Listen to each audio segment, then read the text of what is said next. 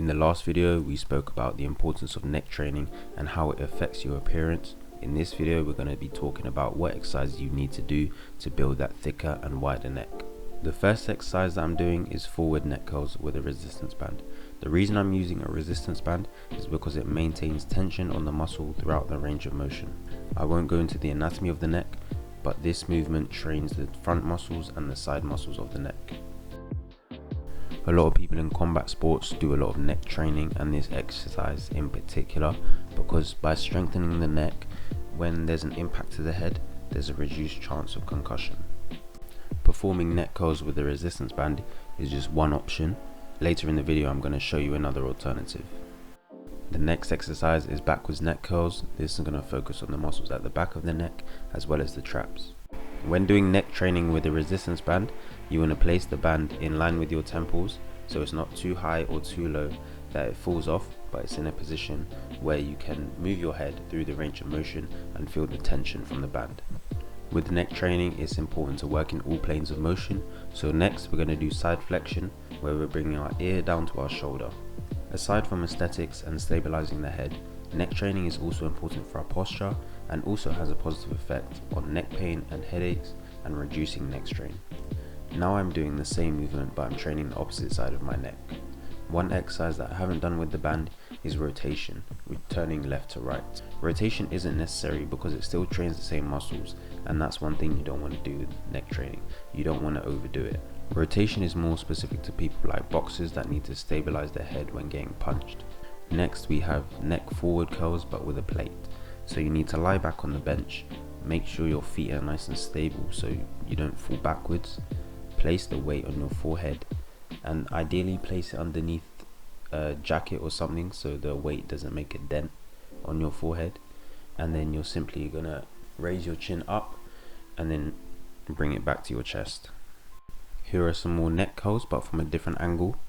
And one thing to remember when using a plate and doing this exercise, you want to start light and gradually move up as you feel comfortable, because you're going to be doing about 10 to 12 reps, so you don't want to put too much strain on your neck. Next we have backwards neck curls. You're going to lie face down on the bench. Again, make sure your legs are nice and stable so you don't fall off, and then you're going to place the plate just above the top of your neck, bringing your chin down into your chest and then raising it up as high as you can. Next we have side flexion, where you can lie across the bench and hold the bench to make sure that you're stable. Then place the plate at your temple and you're going to try and bring your ear up to your shoulder. Find a position that's comfortable for you. You can either hold the bench or place your hand on the floor for more stability. Doing these exercises with the plate, you want to make sure you're going through the whole range of motion at a nice easy tempo. Next we have shoulder shrugs. This is very good for your traps. I feel a lot of people get this movement wrong. They do it on a barbell or try to go for a very heavy weight and will do 5 to 8 reps, which for this exercise just doesn't work very well.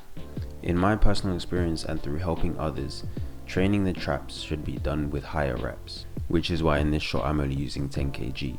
More often than not, I'll use no weight at all. I'll only use the weight of my arm, and I still find this to be very effective. When I do shoulder shrugs, I'm aiming for about 50 plus reps to aim for more of a pump style workout. I found this to be an effective way to fatigue my traps and more effective than doing it with weights. When I do this exercise, I'm aiming for about a 7 out of 10 burn at the very minimum. Keep shrugs simple, squeeze up and squeeze back. Lastly, we have neck curls from the floor, made popular by people like Mike Tyson. In a bridge position, you roll from the base of your head all the way back to the crown. This is a more advanced neck training exercise, and if you're going to try it, you should be very careful and go slowly. And lastly, we simply have the reverse, rolling from your forehead to the crown of your head. That's it for this video on neck training. If you found it helpful, send it to someone that may also find it helpful. Thanks for watching, subscribe for more, and I will see you in the next one.